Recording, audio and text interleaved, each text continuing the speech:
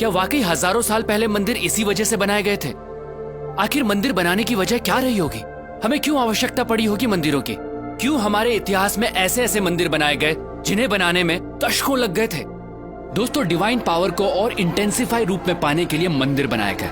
इसे यूं समझिए, जिस तरह साउंड वेव्स को कैच करने के लिए सेलफोन चाहिए, ठीक उसी तरह डिवाइन पावर को उसकी नेचुरल इंटेंसिटी में कैच करने के लिए चाहिए एक पावरफुल टूल, जो है मंदिर। एक तरह से यूं समझिए, कॉस्मिक कनेक्शन के लिए बनाए गए पावरफुल टूल है मंदिर। ये एक पॉसिबिलिटी है उस डायमेंशन को छूने की जिससे हम इंसान बने, ये संसार बना, ये ब्रह्मांड बना। और ब्रह्मांड में दूसरे आयामों से कनेक्शन बैठाने के लिए हमारे पूर्वजों ने न सिर्फ मंदिरों में डिवाइन स्ट्रक्चर स्थापित किए, बल्कि उन्हें कॉन्सिक्रेट यानी प्राण प्रतिष्ठित भी किया। प्राण प्रतिष्ठा मतलब मूर्तियों में जान आ जाना नहीं होता है दोस्तों, ये प्राण एनर्जी की तरह प्रतिष्ठित किए जाते हैं।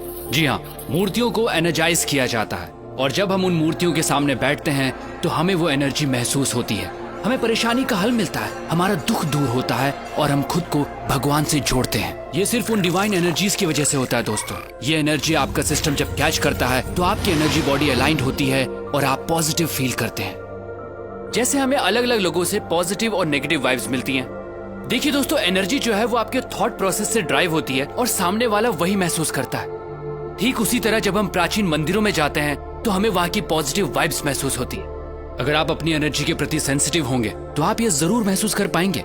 कई मंदिरों की एनर्जी ऐसी होती है कि आप अपने आंसू नहीं रोक पाते, आप इमोशनल हो जाते हैं। हो सकता है आप गिल्ट महसूस करें उस काम के लिए जो आपको गलत लगता है। ऐसी जगह आपको मेल्ट करती हैं, आपको लाइट करती हैं, आपको हल्कापन महसूस कराती हैं। दोस्तों, प्राचीन मंदिर ऐसे एनर्जी सेंटर्स थे जो इंसान की डीप ट्रांसफॉर्मेशन के लिए बनाए गए थे। तभी तो मंदिरों में जाने से पहले नहाया जाता था, ताकि आपकी बॉडी उस एनर्जी के लिए और रिसेप्टिव बने। मंदिर कॉस्मोस के साथ अपना कनेक्शन बैठाने की जगह के तौर पर बने थे, जहां आंख बंद करके ब्रह्मांड के आयामों से जुड़ा जाता था। तभी तो आज भी जब हम मंदिर जाते हैं तो कुछ देर आंख बंद करके जरूर बैठते हैं। आप इस दुनिया में कब आए, कब जाएंगे, क्या खाते हैं, क्या कमाते हैं, इससे कोई फर्क नहीं पड़ता। आपको जीवन में कभी न कभी सोर्स ऑफ क्रिएशन से जुड़ने की जरूरत जरूर महसूस होगी। आप उस एनर्जी को महसूस करना चाहेंगे जिससे आप बने हैं। मंदिर उस मार्ग का द्वार है। हम ये नहीं कहते कि सिर्फ मंदिर जाकर ही ये संभव है दोस्तों।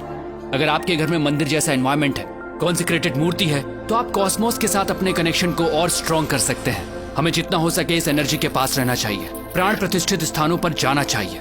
खासकर 14 साल से कम उम्र वाले बच्चे अगर कॉन्सिक्रेटेड स्पेसेस पर रेगुलरली जाते हैं तो उनकी एडोलेसेंस प्रॉब्लम्स बहुत हद तक अपने आप रिजॉल्व हो जाती हैं। दोस्तों, मंदिर या कहिए कॉन्सिक्रेटेड स्पेसेस उस डायमेंशन से जुड़ने का द्वार है जहां से हमारी उत्पत्ति हुई है। ये एक तरह की टेक्नोलॉजी ही है जिससे हमारा एनर्जी सिस्टम ऐसे अलाइंड होता है कि हमारा जीवन को देखने का नजरिया ही बदल जाता है। तो अगली बार जब भी किसी मंदिर में जाएं तो वहां की प्राण प्रतिष्ठित मूर्ति और उस कॉन्सिक्रेटेड स्पेस की एनर्जी को अपनी एनर्जी सिस्टम से एक होता जरूर महसूस कीजिएगा। दोस्तों, सनातन धर्म सिर्फ धर्म नहीं है, ये एक सोच है, ये एक साइंस है जिसे हजारों साल पहले इवॉल्व किया गया था, जो इंसान को अपग्रेड करती है और आज भी ये उतनी ही एप्लीकेबल है। दोस्तों, इस मॉडर्न युग में हम बाहरी तौर पर बहुत बदल चुके हैं, लेकिन हमारे अंदर इंसान अब भी वही है और आज भी सनातन प्रैक्टिसेस और साइंस हमें अपग्रेड करने के लिए उतनी ही एप्लीकेबल हैं।